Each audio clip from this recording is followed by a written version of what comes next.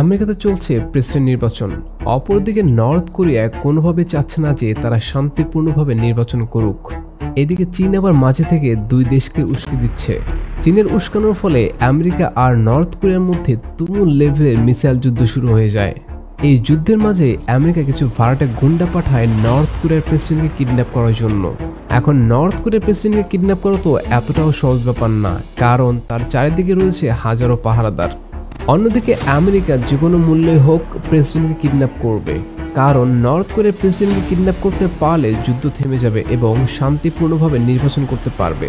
তো মুভির প্রতিটা মুহূর্তে রয়েছে টান টান উত্তেজনা। সো দেরি না করে আজকের মুভি টেক পয়েন্টার এক্সপ্লানেশন শুরু করা যাক। সো সিনেমার শুরুতে আমাদের আমেরিকার প্রেসিডেন্ট ম্যাকগ্রেগরকে দেখানো হয়, যিনি দেশবাসীর উদ্দেশ্য করে শান্তির কিছু বাণী আওড়াচ্ছে। আর এই কাজগুলো সকল প্রেসিডেন্টই নির্বাচনের আগে ভোট পাওয়ার উদ্দেশ্য করে থাকেন আর কি। 1 বছর পর সাল 2023 ঠিক নির্বাচনের দিন কিছু সাংবাদিক বলছিল নর্থ কোরিয়া পারমাণবিক নিরস্ত্রীকরণ সম্পূর্ণভাবে শুরু করবে। এজন্য নর্থ কোরিয়ার উপর থেকে সকল নিষেধাজ্ঞা প্রত্যাহার করবে জাতিসংঘ। চীনের কার প্রাইভেট কোম্পানিগুলো নর্থ কোরিয়া থেকে বহু পরিমাণে লোহার আকরিক আমদানি করার সিদ্ধান্ত নিয়েছে। বাণিজ্য সুরক্ষা নীতির কারণে আমেরিকার অর্থনীতি চীনের মতো অনেকটা দুর্বল হয়ে পড়েছে। তবে বর্তমানে চীন নিজেদের দুর্বলতা দূর করার জন্য একটা অভ্যন্তরীণ সিস্টেম বের করে ফেলেছে। অপরদিকে ডেট্রয়েট এরিয়ার কর্মীগুলো আজকে হরতাল করতে যাচ্ছে। তারা মনে করছে এগুলো বাজারজাত করা হলে মার্কিন অটোমোবাইল শিল্প হুমকির মুখে পড়বে। কোরিয়ার উপরে থেকে বাণিজ্য নিষেধাজ্ঞা উঠিয়ে নেওয়ায় উইসকনসিন এবং ওহিওতে হরতাল ছড়িয়ে পড়েছে। আর এই 3টা প্লেস প্রেসিডেন্ট নির্বাচনের জন্য অনেক গুরুত্বপূর্ণ। এখন ম্যাকগ্রেগর যদি এই 3টা স্টেটে ভোট না পায় তাহলে সে নিশ্চিত হেরে যাবে। এদিকে ইউএস ডিফেন্স জানিয়েছে যে নর্থ কোরিয়ার প্রেসিডেন্ট, যাকে কিং বলা হয়, তাকে ধরার জন্য বেশ বড় একটা টাকার অ্যামাউন্ট দেওয়া হবে। টাকার পরিমাণটা অতটাই বড় যে পরিমাণ টাকা সাদ্দাম আর লাদেনকে ধরার জন্য দেওয়া হয়েছিল। অন্যদিকে প্রেসিডেন্ট ম্যাকগ্রেগরের গ্রহণযোগ্যতা দিন দিন খারাপের দিকেই যাচ্ছে।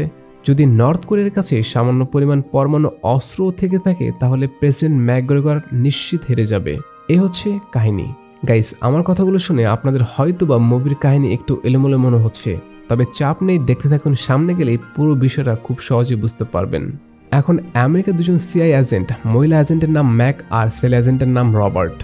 ম্যাক রবার্টকে বলছিল এই নির্বাচনে যে করে হোক ম্যাকগ্রেগরই জিতবে। নির্বাচনে যেন কোনো সমস্যা না হয় তার জন্য আমরা বেশ কিছু এলাইট সোলজার হায়ার করেছি। রবার্ট বলে এরা তো মার্সেনারি, অর্থাৎ প্রাইভেট কোম্পানির সোলজার, আর এরা প্রত্যেকে বিভিন্ন দেশ থেকে এসেছে, মানে এরা সবাই ইল্লিগাল। আচ্ছা ম্যাক, তোমরা নিজেদের দেশের সৈনিক ব্যবহার না করে এদেরকে কেন রেখেছো? আর আমরা তাদেরকে বা কিভাবে বিশ্বাস করতে পারি? তার কথা শুনে ম্যাক জানায় তারা যদি এই কাজে ব্যর্থ হয় তাহলে তাদেরকে ইল্লিগাল বলে আমরা বেঁচে যাব, মানে এখানে আমাদের কোনো দোষই আসবে না। তবে আশা করছি যে তারা ব্যর্থ হবে না, কারণ গত 6 বছর ধরে তারা আমাদের সঙ্গে কাজ করে আসছে। আর হ্যাঁ, আপাতত রাখছি, আপনি ততক্ষণে প্রেসিডেন্টের জন্য বিজয়ী ভাষণ তৈরি করে রাখুন, ঠিক আছে? এদিকে সেই বাংকারের মধ্যে 3 জন দুর্ধর্ষ পিএমসি কোম্পানির ইলাইট সোলজারকে দেখানো হয়। এর নাম হচ্ছে আহাব, সে এই র্যাপ্টার অন 6 কোম্পানির ক্যাপ্টেন। আর হ্যাঁ, আহাব কিন্তু সাউথ কোরিয়ান।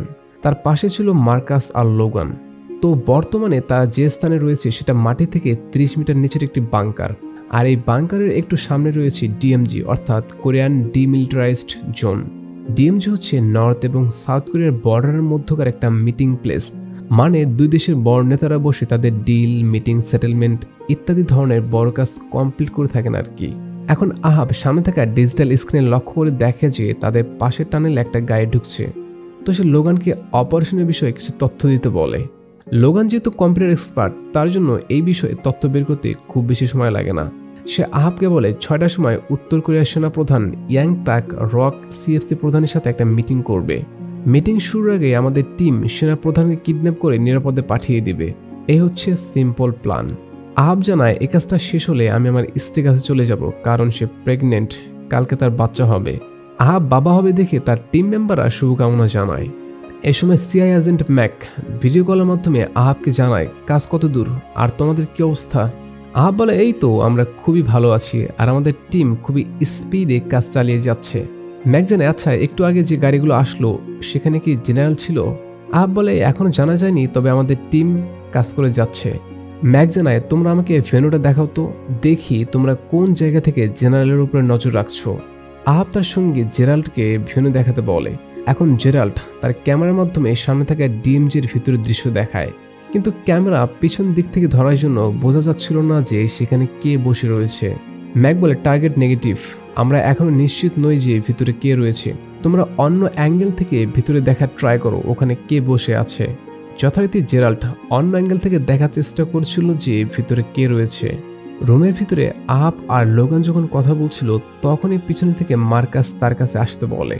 এখন আহাব তার কাছে গিয়ে স্ক্রিনে তাকিয়ে খুবই ভয় পেয়ে যায়, কারণ সিউল শহরের উপরে মিসাইল ফেলা হচ্ছে। আহাব এই খবরটা আবার স্টেশন হেডকোয়ার্টারে জানিয়ে দেয় যেখানে ম্যাক রয়েছে। তার জানানোর একটু পরে আকাশে থাকা অবস্থাতেই প্যাট্রিয়ট স্কার 3 এর মাধ্যমে মিসাইলগুলোকে ধ্বংস করে দেওয়া হয়। মিসাইল ধ্বংস হওয়াতে আহাব যেন অনেক বড় একটা বিপদ থেকে বাঁচল। এ সময় ম্যাক আবারও লাইভে জয়েন হয়ে বেশ কিছু শকিং তথ্য দেয়, যেটা শুনে আহাবের পাগল হয়ে যাওয়ার মতো অবস্থা।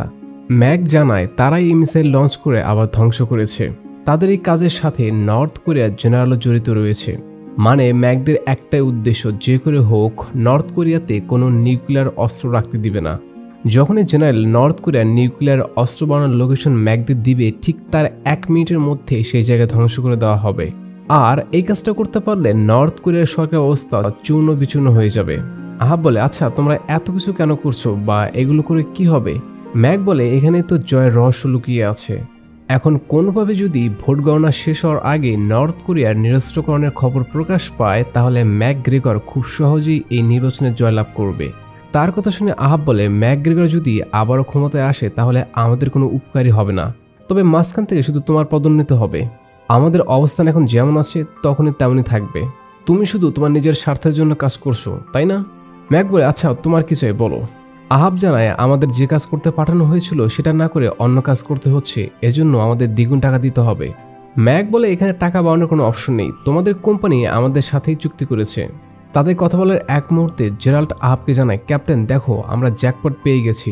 এখন আহাব স্ক্রিনের কাছে এসে খুবই অবাক হয়ে যায়, কারণ তারা সেই ডিএমজির মধ্যে নর্থ কোরিয়ার প্রেসিডেন্ট কিংকে দেখতে পায়। তারা ভেবেছিল এখানে জেনারেল থাকবে, কিন্তু না, এখানে তো স্বয়ং কিংই বসে রয়েছে। আহাব ম্যাককে বলে, আচ্ছা এই অপারেশনের সাথে কি কিংও জড়িত? ম্যাক বলে, না সে তো নেই, এখানে কিছু একটা ঝামেলা আছে। এ সময় আহাব তার ড্রয়ার থেকে একটা বক্স নিয়ে সামনের দিকে যাচ্ছিল আর ম্যাককে বলছিল, আমরা পূর্ব এশিয়ার সবচেয়ে ধূর্ত মানবকে ধরার সুযোগ পেয়েছি। ম্যাক বলে, তোমরা কি কোনোভাবে কিংকে ধরতে চাইছো? আহাব বলে, হ্যাঁ অবশ্যই, তাছাড়া আমরা এখান থেকে খালি হাতে ফিরবো কেন? ম্যাক জানায় এই কাজটা করা একদমই ঠিক হবে না, কারণ আমরা তো জানি না যে সে এখানে কেন এসেছে। তার কথা শুনে আহাব বলে, দেখো নর্থ কোরিয়া এখন ডুবন্ত জাহাজের মতো, যে কোনো মুহূর্তে তারা ডুবে যাবে, তাই কিং বাঁচার জন্য নিরাপদ আশ্রয় খুঁজে বেড়াচ্ছে। ম্যাক বলে, তুমি যদি সঠিকও হও তবুও হোয়াইট হাউস এই হামলার অনুমতি দিবে না। আহাব বলে, শোনো, আমরা যদি কিংকে অপহরণ করি তাহলে সে আর আমেরিকাতে হামলা করার অনুমতি দিতে পারবে না। আর এই সুযোগে ম্যাকগ্রেগর নর্থ কোরিয়াকে নিরস্ত্র দাবি করে সাধারণ লোকের সিম্প্যাথি নিয়ে এই ফুটে জয়লাভ করতে পারবে। আর এই কাজটা করলে আমরাও বেশ কিছু টাকা পাবো। টাকার পরিমাণটা অনেক, প্রায় 50 লাখ ইউএস ডলার, যা বাংলা টাকা হিসাব করলে এর পরিমাণ দাঁড়ায় 54,84,13,264 কোটি টাকা প্রায়। ম্যাক বলে, তোমরা কি এই কাজটা করতে পারবে? এ সময় ওয়াকিটকের মাধ্যমে জেরাল্ড জানায়, ক্যাপ্টেন ভেনু বা রুমের মধ্যে অস্ত্রসহ 12 জন লোক রয়েছে। তখনই ম্যাক আবার বলে, আহাব যদি তোমরা এই কাজটা করতে না পারো তাহলে আমি ফোর্স পাঠাবো। অপর পাশ থেকে জেরাল্ডও জানায়, ক্যাপ্টেন আমাদের আরও ব্যাকআপ ফোর্স প্রয়োজন। ব্যাকআপ ফোর্স মানে হচ্ছে যারা পিছনে থেকে সাপোর্ট দেবে, মানে অন্যান্য আর কি সোলজাররা। এখন আহাব অনেক ভেবেচিন্তে বলে, সমস্যা নেই, আমরাই এই কাজটা করব। যাওয়ার আগে ম্যাক আহাবকে একটা বিষয় স্মরণ করিয়ে দেয়, এটা কিন্তু আনঅফিসিয়াল অপারেশন। এই কাজ করতে গিয়ে যদি কেউ ক্ষতিগ্রস্ত হয় তাহলে গভর্নমেন্ট কোনো দায়ভার নিবে না, বুঝতে পেরেছ? আহাব বলে, ঠিক আছে, আই অ্যাগ্রি উইথ ইউ। এখন লোগান, মার্কাস আর আহাব তাদের টিমের কাছে চলে যায় এবং তাদের সবাইকে কিংকে ধরার লোভ দেখায়। মানে কিংকে ধরতে পারলে তাদেরকে এত পরিমাণ টাকা দেওয়া হবে যেটা দিয়ে তারা তাদের পুরো জীবন পার করে দিতে পারবে। সবাই কিংকে ধরার জন্য রাজি, কিন্তু কে আগে যাবে এটা নিয়ে ঝামেলা বেঁধে যায়। কেউই সবার আগে ভেতরে যেতে চাইছে না, কারণ এখানে মারা যাওয়ার চান্স 80%। আহাব বলে, কি হলো তোমাদের? তোমরা যাওয়ার জন্য রাজি হচ্ছ না কেন? শোনো, যদি আমার পা ভালো থাকতো তাহলে আমি সবার প্রথমে যেতাম। গাইস, আপনাদের জানিয়ে রাখি যে আহাবের পায়ে বেশ বড় একটা সমস্যা রয়েছে, যেটা একটু সামনে গেলে জানতে পারবেন। এবার আহাব জোসে নামের একজনকে এই কাজটা করার প্রস্তাব দেয়, কিন্তু জোসে সরাসরি মানা করে দেয় সে এই কাজটা করতে পারবে না। এখন আহাব তাকে সাইডে নিয়ে বেশ কিছু গুরুত্বপূর্ণ কথা বলে। তুমি যদি খালি হাতে ফিরে যাও তাহলে বাসায় গিয়ে কুলি মজদুরির কাজ করতে হবে, আর নয়তোবা এখন যে রিস্ক কাজটা করছো সেটাই করতে হবে। আর আজকে যদি রিস্ক নিয়ে কাজটা করে ফেলো তাহলে তোমার আর পিছনে ফিরে তাকাতে হবে না। তুমি সারা জীবন রাজার হালে চলতে পারবে, তোমাকে আর এই ধরনের মিশনে নামতে হবে না। আহাবের কথা আর সুন্দর ভবিষ্যতের কথা চিন্তা করে জোসে রাজি হয়ে যায়। এখন আহাব সবাইকে একটা বিষয় বলে যে ভুল করেও যেন কিংয়ের গায়ে কোনো গুলি না লাগে, কারণ সে হচ্ছে আমাদের মেইন প্রায়োরিটি। আর তোমরা সবাই পিছনে থেকে জোসেকে ব্যাকআপ দিবে, ঠিক আছে? সকল সৈন্য জানায় ওকে বস, নো প্রবলেম। এবার তারা যেই না রুমে ঢোকার প্রস্তুতি নিতে যাবে তখনই আহাবের স্ত্রী তাকে ফোন করে জানায়, আহাব আমি হসপিটালের সামনে রয়েছি, তুমি বলেছিলে বাচ্চা হওয়ার সময় তুমি আমার কাছে থাকবে। আমি জানি এই মুহূর্তে তুমি আসতে পারবে না, তবে আমাকে একটা ওয়াদা করো যে আমাদের বাবুর জন্ম হলে তুমি এই চাকরিটা ছেড়ে দেবে। তখনই পাশে থেকে জেরাল্ড বলে, বস দ্রুত করতে হবে, কিংদের কুকুর আমাদের অবস্থান বুঝে গিয়েছে। এদিকে স্টেশন হেডকোয়ার্টার থেকে ম্যাকও দ্রুত যাওয়ার জন্য চাপ দিচ্ছে। এত প্রেশারের মধ্যে আহাব বুঝতে পারছিল না যে সে এখন কি করবে। অনেক ভেবেচিন্তে আহাব তার স্ত্রীকে যে না কিছু বলতে যাবে তখনই দেখে ফোনের নেট চলে গিয়েছে। নেট চলে যাওয়ার জন্য বেচারা শেষ কথাটাও তার স্ত্রীকে বলে যেতে পারলো না। সো এরা সবাই কিংকে ধরার জন্য সামনের দিকে আগাতে শুরু করে। প্রথমে জোসে রুমে ঢুকে কিংয়ের কাছে পাড়া থাকা দুজন লোককে মেরে ফেলে। তার পিছনে থেকে বাকি সহযোগীরাও ব্যাকআপ হিসেবে আরো বেশ কিছু লোককে শুট করে দেয়। এখন গুলির আওয়াজ পেয়ে বেঁচে থাকা বাকি সৈন্যগুলো দেওয়ালের আড়ালে লুকিয়ে পড়ে। এদিক থেকে আহাবরাও নিজেদের পজিশন মতো বন্দুক নিয়ে দাঁড়িয়ে রয়েছে। তারা শুধু একবার সুযোগ পেলে বাকি সৈন্যদেরকে মেরে কিংকে উদ্ধার করবে। এবার আহাব জেরাল্ডকে হাতের ইশারা দিয়ে কিংয়ের চেম্বারে বোম ফিট করতে বলে, কারণ কিং যেখানে রয়েছে সেখানে গুলি প্রবেশ করবে না, তাই তাকে ধরার জন্য হলেও চেম্বারের মধ্যে বড় ছিদ্র করতে হবে।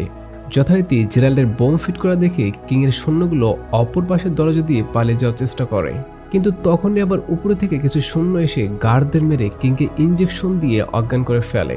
পিছন থেকে আহাব লক্ষ্য করে এরা আর কেউ নয়, এরা হচ্ছে তাদের টিমেরই মার্কাস বাহিনী। এখন আহাব কিংকে ধরার খবরটা ম্যাককে জানিয়ে দেয়। ম্যাক তো কিংকে ধরার নিউজ শুনে হেব্বি খুশি। সে কিংকে নিয়ে দ্রুত অফিসে আসার জন্য অর্ডার দেয় আর বেঁচে থাকা সৈন্যগুলোকেও মেরে ফেলতে বলে। যথারীতি আহাব জোসেকে বলে বেঁচে থাকা বাকি সৈন্যদেরকেও মেরে ফেলো। জোসে যেই না বাকি লোকদের মারতে যাবে তখনই সাইডে থেকে একটা গুলি তার ঘাড়ে এসে লাগে। এই গুলিটা অন্য কেউ না, কিংয়ের আধমরা একজন সৈন্য চালিয়েছে। পাশে থেকে জেরাল্ড আবার সেই সৈন্যটার বুক ঝাঁঝরা করে মেরে ফেলে। জোসের গুলি লাগাতে আহাব প্রচণ্ড রেগে যায়, কারণ সে সবাইকে বলেছিল আহত সকল শত্রুকে গুলি করে যেন মেরে ফেলা হয়, কিন্তু এরা সেটা গায়ে লাগায়নি। এখন লোগান আহাবকে বলে, ক্যাপ্টেন জোসের অবস্থা খুবই খারাপ, তার দ্রুত মেডিকেল ট্রিটমেন্টের প্রয়োজন। আহাব এই খবরটা আবার ম্যাককেও জানায়। সে ম্যাককে বলে, ব্যাকআপ টিম আসতে কতক্ষণ লাগবে? তুমি তো বলেছিলে একটু পরে আসবে, তারা এখনো আসছে না কেন? ম্যাক বলে, আমার উপরে দোষ চাপিও না, ব্যাকআপ টিম একটু পরে পৌঁছে যাবে। আর শোনো, যদি তোমরা নিজেদের টাকা ভাগাভাগি করতে না চাও তাহলে এখনই রুম থেকে কিং সহকারে পালাও। অতএব আহাব তার টিম মেম্বারদের অর্ডার দেয় তারা যেন এখনই এখান থেকে সেফ পজিশনে চলে যায়। তবে লোগান বলছিল, ক্যাপ্টেন জোসের শ্বাস এখনো চলছে, মেডিকেল ট্রিটমেন্ট পেলে সে বেঁচে যাবে। আহাব বলে, শোনো লোগান, জোসেকে হসপিটাল পর্যন্ত নেওয়ার আগেই সে মারা যাবে। সে মারা যাওয়ার পর যখন পুলিশ তদন্ত করে জানতে পারবে জোসে ইল্লিগাল, তখন আমরাও বিপদে পড়ব। তাই আমরা তাকে এখানে রেখে বরং উপকারী করছি। এ সময় পিছনে থেকে বন্দি কয়েদিগুলো আহাবকে জানায়, তোমরা ফেঁসে গিয়েছো, তোমরা বাঁচবে না, তোমাদের সবাইকে মেরে ফেলা হবে। আহাব তার কথা শুনে খুবই অবাক হয়ে যায়, কি বলছে এই লোক? আর এই লোকটাই বাকে? আহাব সেই লোকটার মুখ খুলে লক্ষ্য করে যে সে একজন ডাক্তার, কোনো সোলজার নয়। এ নাম হচ্ছে ডাক্তার ইয়ন। ইয়ন জানায়, তোমরা একটা ট্রাপে আটকা পড়েছো। আজকে সকালে আমাদের সবাইকে কিডন্যাপ করে এখানে আনা হয়েছে। যদি তোমরা বাঁচতে চাও তাহলে এখনই তোমাদের ব্যাকআপ টিমকে আসতে বলো। এ সময় পাশে থেকে আহাবের সহযোগী বলে, ক্যাপ্টেন আমরা আসলে ফেঁসে গিয়েছি, দেখুন টিভিতে কি বলা হচ্ছে।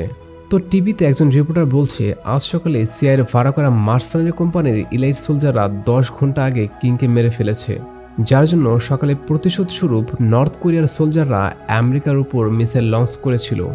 আর এখন কোরিয়ার সৈন্যরা ডিএমজিতে ঢুকে মার্সানারি কোম্পানির সকল সৈন্যকে মেরে ফেলবে। নিউজ দেখে আহাব খুবই ভয় পেয়ে যায়, কি বলছে এগুলো? আমরা তো ভাবতেও পারিনি এমন কিছু একটা হবে। পাশে থেকে জেরাল্ড জানায়, ক্যাপ্টেন আমাদের কাছে যথেষ্ট C4 অর্থাৎ এক্সপ্লোসিভ বা অ্যামো রয়েছে, আমরা এগুলো দিয়েই কোরিয়ান সৈন্যদের আটকে দিতে পারবো। আহাব বলে, ঠিক আছে তাহলে সবাই যার যার মতো পজিশন নিয়ে দাঁড়িয়ে যাও। অতএব জেরাল্ড প্রথমে মার্কস ম্যান এইস ট্রেনিং রিমোট টাইপের কিছু যন্ত্র মাটিতে ছেড়ে দেয়। এটাকে একভাবে মোশন ক্যামেরা বলা যায়, তবে আপাতত আমরা এটাকে রিমোটই বলবো। এই রিমোটগুলোর কাজ হচ্ছে চারিদিকে দৃশ্য লাইভ ক্যাপচার করে সেগুলো ডিসপ্লে বা স্ক্রিনে দেখানো। যথারীতি জেরাল্ডরা খুবই সতর্কতার সাথে সামনের দিকে এগিয়ে যাচ্ছিল এবং তাদের পায়ের সাইডে রয়েছে সেই রিমোটগুলো। এদিকে রুমের ভিতরে আহাব যখন নিউজ দেখছিল তখনই হুট করে রুমের লাইট অফ হয়ে যায়। লাইট অফ হয়ে যাওয়াতে আহাব খুবই ভয় পায়, কিন্তু তখনই আবার রুমের লাইট জ্বলে উঠলে আহাব শুনতে পায় জেরাল্ড বলছে কোরিয়ানরা আমাদের দিকে এগিয়ে আসছে, তারা সংখ্যায় আমাদের চেয়ে অনেক বেশি। ওদিকে আহাবের সামনে টিভিতে বলা হচ্ছিল যে নর্থ কোরিয়া নিউক্লিয়ার বোম ফেলার প্রস্তুতি নিচ্ছে। নিউজ দেখে আহাব রীতিমতো অবাকই হয়। এমন তো হওয়ার কথা ছিল না, নিশ্চয়ই এর পিছনে বড় কোনো রহস্য রয়েছে। তো আহাব বেরিয়ে পড়ে তার সহযোগীদের সাহায্য করার জন্য, কিন্তু সে জেরাল্ডদের কাছে গিয়ে খুবই ভয় পেয়ে যায়, কারণ তাদের টিমকে চারিদিক থেকে কোরিয়ানরা ঘিরে ধরেছে এবং প্রতিনিয়ত তাদের দিকে একের পর এক গুলি চালানো হচ্ছে। এই গোলাগুলির মাঝে আবার ডাক্তার আর তার দুজন সহযোগী ওখান থেকে পালিয়ে যায়। এটাকে বলে ঝোপ বুঝে কোপ মারা, সুযোগের সদ্ব্যবহার। প্রতিনিয়ত কোরিয়ান সৈন্যদের গুলি বর্ষণের ফলে আহাবের টিমের জে নামের একজন সৈন্য মারা যায়। অবস্থা বেগতিক দেখে আহাব প্রথমে মার্কাস আর লোগানকে বলে তোমরা দুজন কিংকে সেফ পজিশনে নিয়ে যাও, কারণ সে মারা গেলে আমাদেরকে সাহায্য করার জন্য কোনো ব্যাকআপ টিমে আসবে না। অতএব লোগান আর মার্কাস কিংকে ভিতরে নিয়ে যাওয়ার জন্য বেরিয়ে পড়ে। আহাব ম্যাককে জানায় ব্যাকআপ টিম কখন আসবে, তারা এখনো আসছে না কেন। ম্যাক জানায় তারা একটু পরে পৌঁছে যাবে, তবে তোমরা যে কোনো মূল্যে হোক কিংকে বাঁচাও। আহাব বলে আমাদের সামনে টিম খুব এক্সপার্ট, তারা ফুল প্রস্তুতি নিয়েই আমাদের উপরে অ্যাটাক করার জন্য এসেছে। ম্যাক বলে এরা কোনো কোরিয়ান সোলজার না, এরা হচ্ছে পিএমসি কোম্পানির ভাড়াটার লোক, যাদেরকে চায়না পাঠিয়েছে। মানে চায়না কিংকে তাসে গুটি বানিয়ে নর্থ কোরিয়াকে নিজেদের কবজায় নিয়েছে। কিন্তু এখন বড় সমস্যা হচ্ছে নর্থ কোরিয়া সকালে জানিয়েছে তারা মিসাইল লঞ্চ করবে, তবে চায়না কিন্তু এখনও তাদেরকে নিয়ন্ত্রণ করছে। তাই বলা যায় চায়না নর্থ কোরিয়ার নাম নিয়ে পরমাণু হামলা করবে এবং পরিশেষে চায়না আবার পরমাণু আটকে দিবে। আহাব বলে আমি বুঝতে পারছি, চায়না এখানকার মেইন খিলাড়ি। ম্যাক বলে হ্যাঁ, চায়না আমেরিকার ভুল কাজে লেগিয়ে কোরিয়ার উপর দোষ চাপিয়ে নিজেরা হিরো হয়ে যাবে, আর এই কাজটা করার জন্যই তাদের কিংকে প্রয়োজন। আহাব ম্যাকের সাথে কথা বলার এক মুহূর্তে রুমের ভিতরে চলে আসে এবং লোগানকে ট্রাক রেডি করতে বলে। অতএব লোগান যখন সামনের দিকে যাচ্ছিল তখনই পিছনে থেকে কে যেন গুলি করে। গুলির আওয়াজ শুনে ম্যাক বলে কি হলো এটা, কে গুলি করলো? এই ঘটনায় আহাবও খুবই অবাক হয়, লোগানকে গুলি করলো কে? এই সময় পিছন থেকে মার্কাস আহাবকে জানায় সে গুলি করেছে, আর এখন যদি সে ম্যাকের কল ডিসকানেক্ট না করে তাহলে তাকেও মেরে ফেলা হবে। যথারীতি আহাব ভয় পেয়ে ম্যাকের ফোন কেটে দেয়। মার্কাস বলে ভয় পেও না বন্ধু, আমি তোমার কোনো ক্ষতিই করব না, আমি জাস্ট তোমাকে ম্যাকের হাত থেকে বাঁচাতে চাই। শোনো, ম্যাক চাইলে তার নিজেদের সৈন্যদেরকে পাঠাতে পারতো, কিন্তু সে সেটা করেনি। তারা নিজেরা না এসে আমাদেরকে পাঠিয়েছে এই কাজটা করার জন্য, আর আমরা এখান থেকে ফিরে গেলেও আমাদেরকে মেরে ফেলা হবে, কারণ আমরা সব জানি। তাই আমাদের ভবিষ্যতের কথা চিন্তা করে আমি একটা কোম্পানির সাথে ডিল করেছি, তারা আমাদেরকে ম্যাকের চেয়ে দ্বিগুণ টাকা দিবে, বিনিময়ে কিংকে তাদের হাতে তুলে দিতে হবে। আহাব বলে সব ঠিক আছে, কিন্তু আমরা যদি এখান থেকে চলে যাই তাহলে আমাদের সঙ্গীদের কি হবে? কথা বলার এক ফাঁকে আহাব তার সাইডে থেকে বন্দুক নিজের কাছে নিয়ে নেয়। এবার মার্কাস বলে দেখো বন্ধু, এত সব ভেবেচিন্তে লাভ নেই, তারা বলেছে আমাদেরকে প্রতি মাসে বেতন দ্বিগুণ দিবে, সাথে সিটিজেনশিপও দিয়ে দিবে, তাই এত কিছু পাওয়ার জন্য হলেও একটু স্যাক্রিফাইস তো করতেই হয়। আহাব জানায় প্লিজ মার্কাস বসো, তারপর ঠান্ডা মাথায় কথা বলি। তার কথা শুনে মার্কাসের সন্দেহ হয়, সে লক্ষ্য করে যে সামনের বক্স থেকে আহাব বন্দুক নিয়েছে। সন্দেহ হওয়া সত্ত্বেও মার্কাস তার বন্দুক নিয়ে সামনে বসে পড়ে। আহাব তাকে বলে দেখো মানছি তাদের প্রস্তাব ভালো, কিন্তু তারা যদি কিংকে পাওয়া মাত্রই আমাদেরকে মেরে ফেলে তাহলে কি হবে? আর তাছাড়া আমি টাকার জন্য আমার বন্ধুদেরকে মৃত্যুর মুখে ফেলে দিতে পারবো না। এই সময় মার্কাসের একটা ফোন আসে, সে ফোন ধরলে অপর পাশে থেকে জানানো হয় তার সাথে আর কেউ রয়েছে কিনা। মার্কাস জানায় না, সে একাই। এখন মার্কাসের প্ল্যান বুঝতে পেরে আহাব পিছনে ঝাঁপিয়ে তার দিকে গুলি চালায়। মার্কাসও জীবন বাঁচানোর জন্য একটা সোফার আড়ালে লুকিয়ে পড়ে।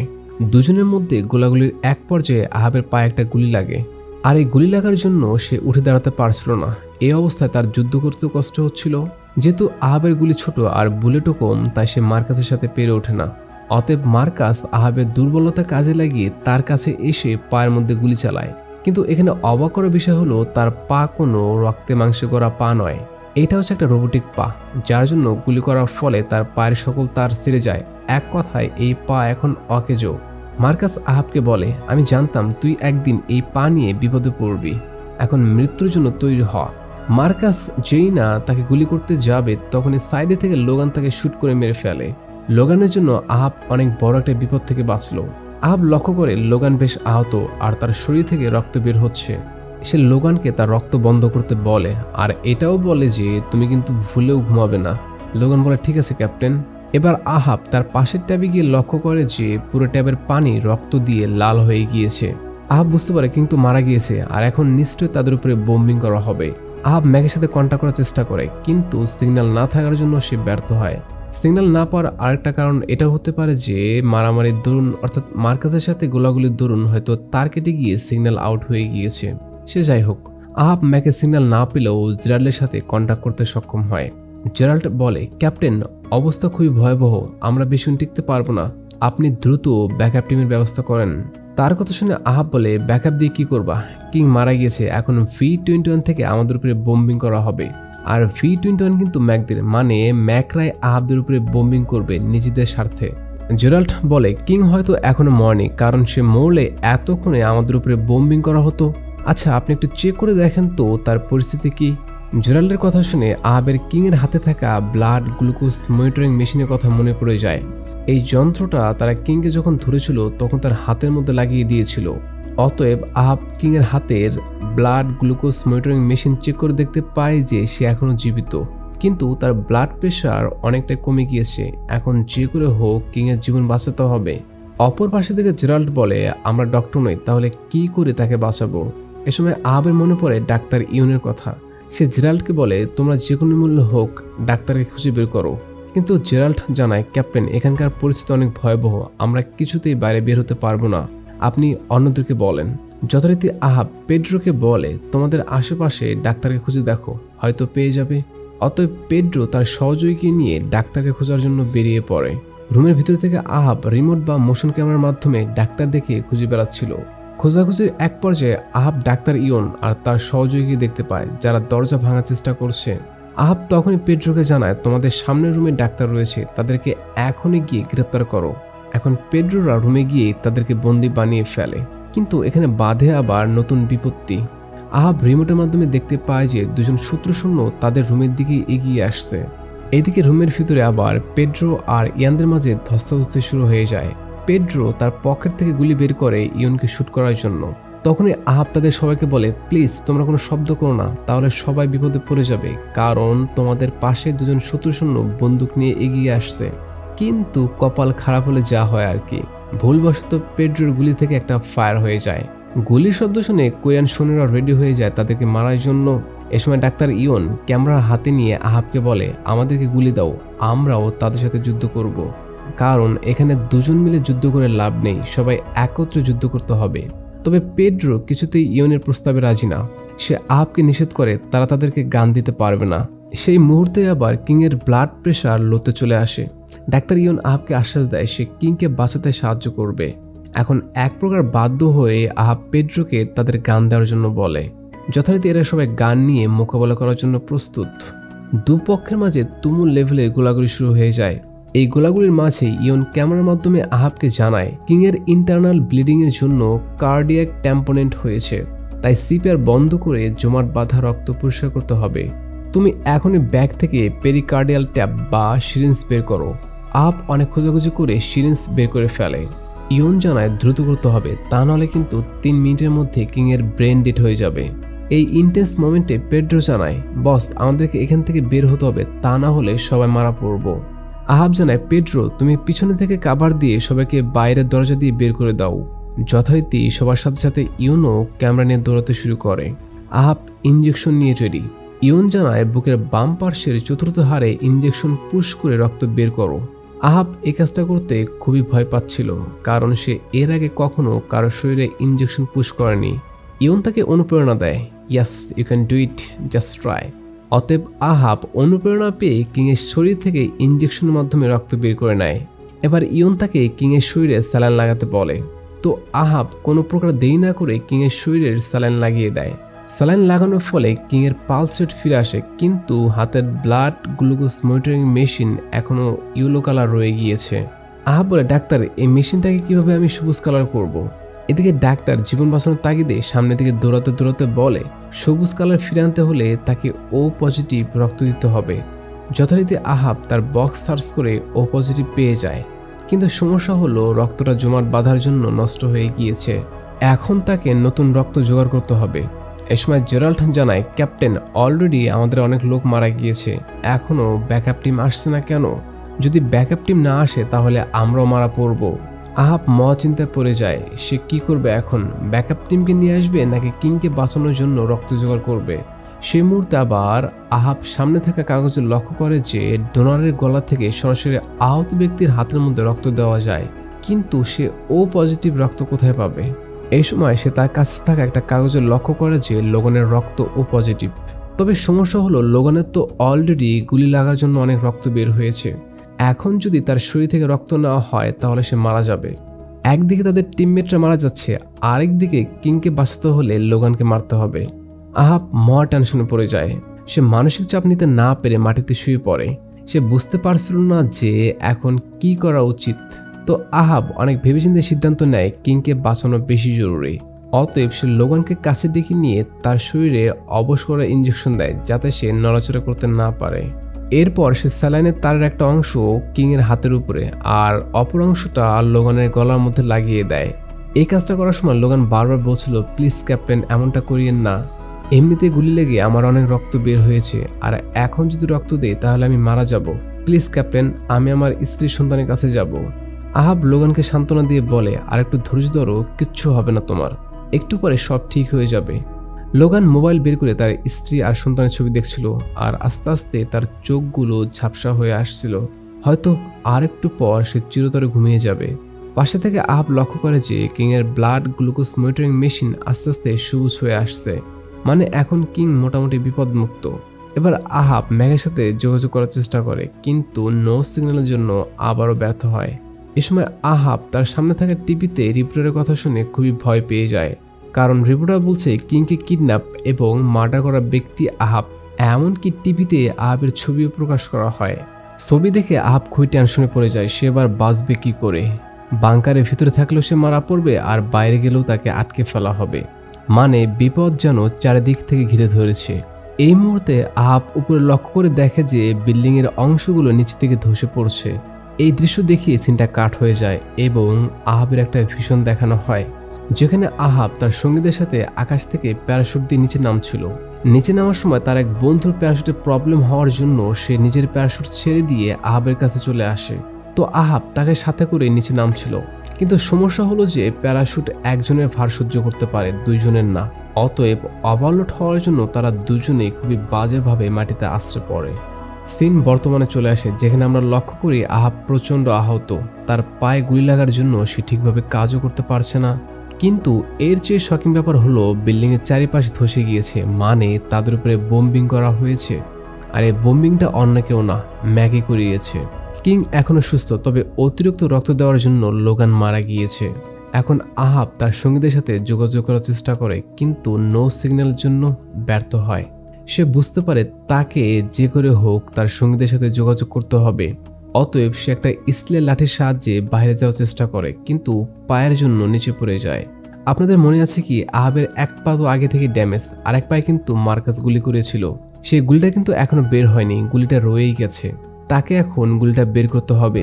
যথারীতি আহাব একটা লাইট লাগিয়ে চাকুর সাহায্যে গুলি বের করার চেষ্টা করছিল, কিন্তু নিজের গুলিকে নিজে বের করা এতটাই সহজ?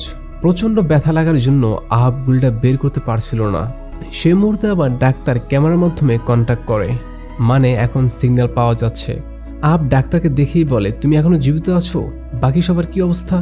ডাক্তার জানায়, একটু আগে পর্যন্ত সবাই জীবিত ছিল, কিন্তু এক্সপ্লোশনের জন্য সবকিছু তছনছ হয়ে আমি বাদে সবাই মারা গিয়েছে। ডাক্তার আহাবকে ব্যথায় কাতরাতে দেখে জিজ্ঞাসা করে, কি হয়েছে তোমার? তুমি এমন করছো কেন? তোমার কোথাও গুলি লেগে থাকলে আমাকে দেখাও।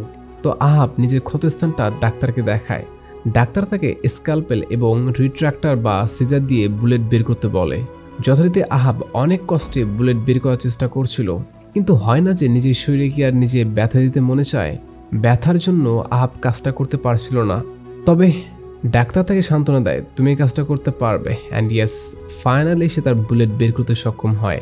এখন বুলেট বের করা শেষ হলে আহাব ডাক্তারকে তার প্যারাশুটের সেই গল্পটা বলে। আমাদের এয়ারবোর্ন ট্রেনিংয়ের সময় দুর্ভাগ্যবশত একটা শূন্য প্যারাশুট ফেইল হওয়ার জন্য আমার কাছে এসে পড়ে। আমরা সবাই জানি প্যারাশুট দুজনে ফার সহ্য করতে পারে না। আমি চাইলে সেদিন তাকে ফেলে দিয়ে নিজে বাঁচতে পারতাম, কিন্তু সেটা করিনি। ডাক্তার বলে, শেষ পর্যন্ত তুমি কি তাকে নিয়ে মাটি পর্যন্ত নেমেছিলে? আহাব জানায়, হ্যাঁ, কিন্তু দুঃখের ব্যাপার হলো মাটিতে প্রচণ্ড স্পিডে আছড়ে পড়ার জন্য ছেলেটা মারা যায় আর আমি আমার পাটা হারাই। সবাই আমাকে পাগল বলেছিল কেন আমি ছেলেটাকে বাঁচাতে গেলাম, কিন্তু সেদিন তাদের কথা আমাকে একটুও ব্যথিত করেনি, কারণ আমি চেয়েছিলাম আমরা একসাথে সার্ভাইভ করি। তবে আজকে খুব বাঁচতে ইচ্ছে করছে। প্লিজ ডাক্তার, চলো আমরা পালিয়ে যাই। পালিয়ে যাওয়ার কথা শুনে ডাক্তার বলে, কি বললো তুমি? এটা পালিয়ে যাব? এটা কি করে সম্ভব? যেখানে এখনো তোমার সহযোগীরা যুদ্ধ করছে টিকে থাকার জন্য, সেখানে তুমি পালিয়ে যাওয়ার কথা বলছো? এটা কখনোই সম্ভব না। আমরা বাঁচলে সবাই একসাথে বাঁচবো, আর মরলে একসাথে মরবো, তবুও পালিয়ে যাব না। তার সহযোগীরা এখনো জীবিত আছে শুনে আহাব খুবই খুশি হয়। এ সময় আবার স্ক্রিনের মধ্যে সিগন্যাল আসলে আমরা শুনতে পাই যে জেরাল্ড আহাবকে বলছে, ক্যাপ্টেন, আমরা এখনো 4 জন জীবিত আছি, বাকি সবাই মারা গিয়েছে, আর আপনি ঠিক আছেন তো? আহাব বলে, হ্যাঁ, আমি খুব ভালো আছি। আচ্ছা, তোমাদের এমন কতগুলো রয়েছে? জেরাল্ড জানায়, খুব বেশি এমন নেই, বড় জোর আমরা 3 মিনিট টিকতে পারবো। আপনি প্লিজ ব্যাকআপের ব্যবস্থা করেন। আহাব বলে, তোমার কাছে কি নাইট ভিশন গগলস আছে? জেরাল্ড বলে, জি ক্যাপ্টেন, আপনি বলেছিলেন গগলস নেওয়ার প্রয়োজন নেই, তবে আমি নিয়ে এসেছি। আহাব বলে, তাহলে গগলস রেডি রাখো, আমি তোমাদের জন্য ব্যাকআপ নিয়ে আসছি। এবার আহাব ডাক্তারকে জানায়, তোমার একটা সাহায্যের প্রয়োজন। তুমি তোমার সামনের বিল্ডিংয়ে গিয়ে B2 আর C30 রুমের লাইট অফ করে দাও, তারপরে বাদবাকিটা আমি দেখছি। যথারীতি ডাক্তার রুমের লাইট অফ করার জন্য বেরিয়ে পড়ে। এ সময় আহাব ব্যাকআপের জন্য ম্যাককে ফোন করতে যাবে, তার আগেই ম্যাকের ফোন চলে আসে। ফোন ধরা মাত্রই আহাব বলতে শুরু করে, তুমি তো জানতে কিং এখনো জীবিত আছে, তাহলে বাংকারের ভিতরে বোম ব্লাস্ট করালে কেন? কোনোভাবে তুমি কি আমাদের সবাইকে মারতে চেয়েছিলে? ম্যাক এবার সত্যি কথাটাই বলে, হ্যাঁ, আমি কিং সহ তোমাদের সবাইকে সেই বাংকারের মধ্যে দাফন করে দিতে চেয়েছিলাম, যাতে আমরা চীনের অভিযোগ থেকে মুক্তি পাই, কিন্তু এটা কোনো কাজে আসলো না। লোকজন এটা নিয়ে ভাবছে না। আহাব বলে, ম্যাক, ঠিক আছে, আমি বাইরে গিয়ে কাউকে কিছুই বলবো না, প্লিজ তুমি আমাদের জন্য ব্যাকআপ আর কিছু গান পাঠিয়ে দাও। ম্যাক বলে, প্রেসিডেন্ট ম্যাকগ্রেগর দ্বিতীয় বোম্বিং করার অর্ডার দিয়েছে, 15 মিনিটের মধ্যে বোম ফেলা হবে। ম্যাকগ্রেগর কিছুতেই কোনো প্রমাণ রাখবে না, তবে এখন একটা সুযোগ আছে, যদি তুমি কাজে লাগাও তাহলে দুজনেরই লাভ। আহাব বলে, কি সেই সুযোগ? ম্যাক জানায়, তুমি কিংকে জীবিত বের করে প্রেসের সামনে বলবে ম্যাকগ্রেগর তোমাদের উপরে বোম্বিং করেনি, সে তোমাদেরকে কিংকে বাঁচানোর জন্য পাঠিয়েছিল। এতে করে লোকজনের সিম্প্যাথি নিয়ে ম্যাকগ্রেগর আবারও প্রেসিডেন্ট হতে পারবে। আহাব বলে, ঠিক আছে, তাহলে দ্রুত ব্যাকআপ পাঠাও, তারা আমাদেরকে বাঁচিয়ে নিয়ে যাক। ম্যাক বলে, আমি ব্যাকআপ পাঠাবো ঠিকই, কিন্তু তারা সবাইকে না, শুধু তোমাকে আর কিংকে নিয়ে আসবে। আহাব জানায়, না, এটা কিছুতেই সম্ভব না, বাইরে গেলে আমরা সবাই যাব, না গেলে আমি একা যাব না। এ সময় হুট করে সিগন্যাল আউট হয়ে ফোনের লাইনটা কেটে যায়। আহাব বুঝতে পারে নিজেদেরকে কিছু একটা করতে হবে, ম্যাক তাদের কোনো কাজে আসবে না। এই মুহূর্তে জেরাল্ড জানায়, ক্যাপ্টেন, আমরা রেডি। তো আহাব ডাক্তারকে বলে, লাইট অফ করে দাও। যথারীতি লাইট অফ করে দিলে জেরাল্ডরা অন্ধকারের মধ্যে অ্যাকশনে নেমে পড়ে। যেহেতু এরা নাইট গগলস পরেছে আর সামনে শত্রুদের কাছে কিছুই নেই, তার উপরে অন্ধকার, যার জন্য জেরাল্ডরা খুব সহজেই শত্রুদেরকে এক এক করে মারতে শুরু করে।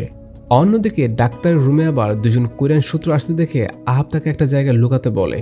ডাক্তার রুমের মধ্যে লুকিয়ে পড়লেও শত্রুরা তাকে ঠিকই খুঁজে বের করে।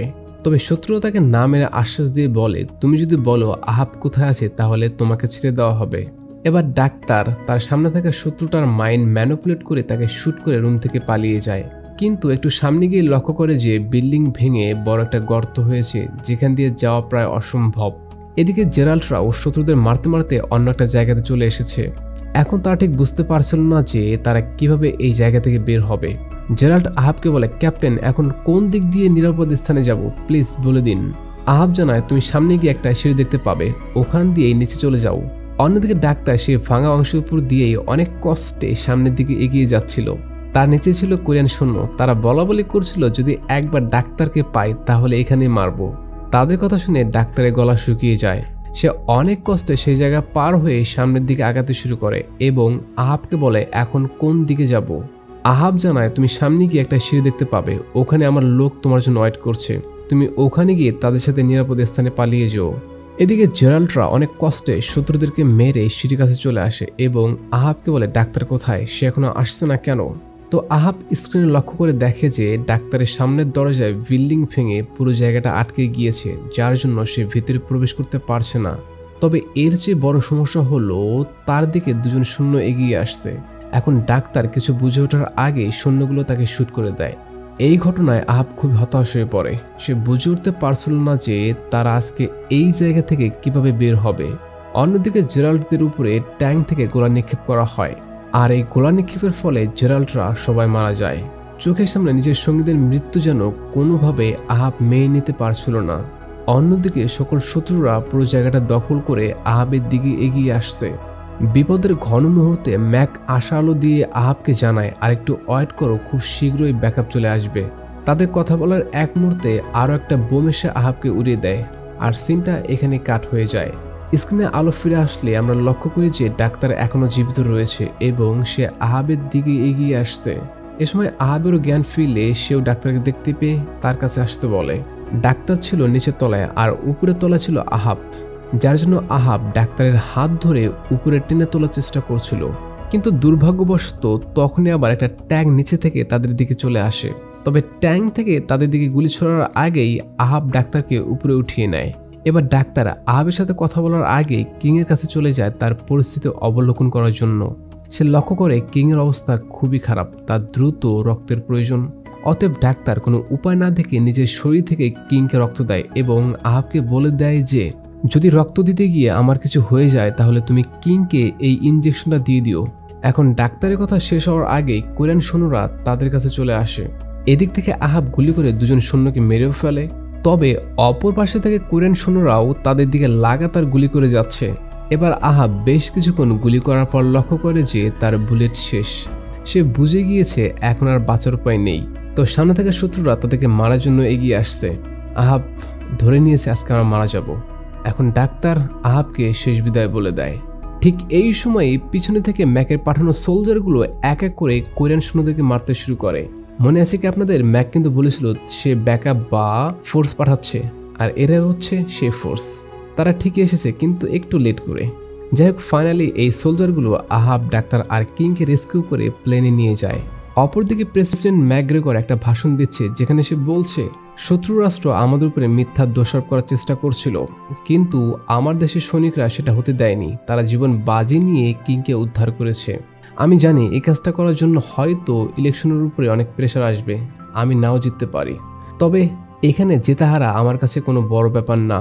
এখানে সবচেয়ে বড় ব্যাপার হচ্ছে যে কোনো মূল্যে হোক প্রত্যেকটা সৈনিকের জীবন রক্ষা করা।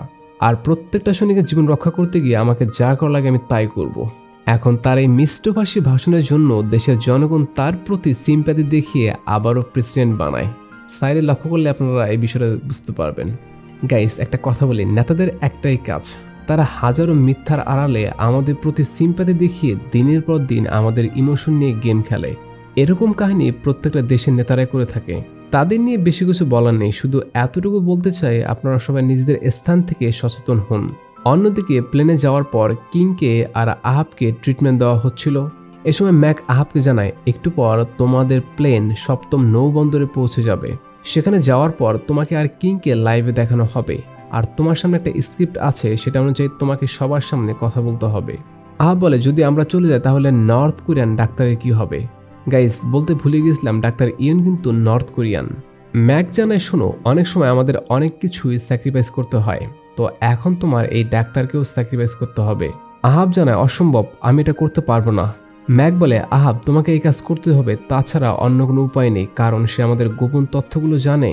এবার আহাব তার সামনে থাকা একজন সৈন্য গুলি নিয়ে সবাইকে ভয় দেখিয়ে বলে যদি তোমরা এখন ডাক্তারের চিকিৎসা না করো তাহলে আমি সবাইকে মেরে ফেলবো। সেখানকার ডাক্তাররা জানায় বন্দুক নামাও আহাব, আমরা দেখছি কি করা যায়। এ সময় হঠাৎ করে চীনের এয়ারফোর্স বাহিনী তাদের উপরে হামলা করে বসে। আচমকা হামলা করার ফলে আহাব এবং সকলেই দূরে ছিটকে যায়। কিছু সৈন্য কিংকে একটা প্যারাশুটে উঠিয়ে নিচে ফেলে দেয় যাতে করে সে বেঁচে থাকে।